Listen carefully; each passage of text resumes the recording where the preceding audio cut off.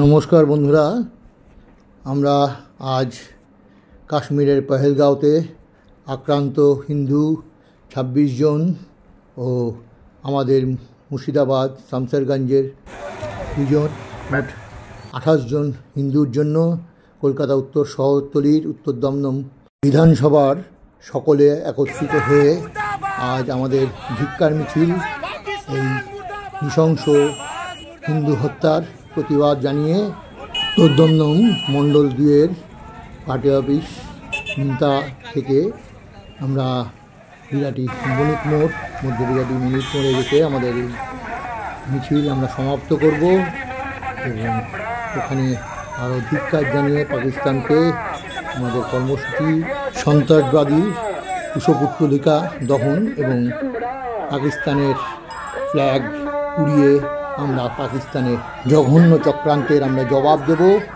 আমরা মশাল হাতে, দেখুন সবাই এগিয়ে আসছে মশাল হাতে, এবং আমাদের জাতীয় পতাকা এবং আমাদের ভারতীয় জনতা পার্টির পতাকা সবার হাতে, এবং পুলিশ মোতায়েন করা রয়েছে। আমরা হিন্দু কখনো শুনেছেন যে হিন্দু কখনো বাড়ি ঘর দর জ্বালিয়ে দেয় বা হত্যালীলায় অংশগ্রহণ করে? আমরা হিন্দু, আমরা সনাতনী, আমাদের একটা সনাতনী কালচার আছে, সুতরাং আমরা এসব করি না, আমরা শুধু প্রতিবাদ করি এবং কিন্তু এই প্রতিবাদ প্রতিহত যদি সরকার না করে তবে আমরাও অস্ত্র ওঠাতে পিছপা হব না।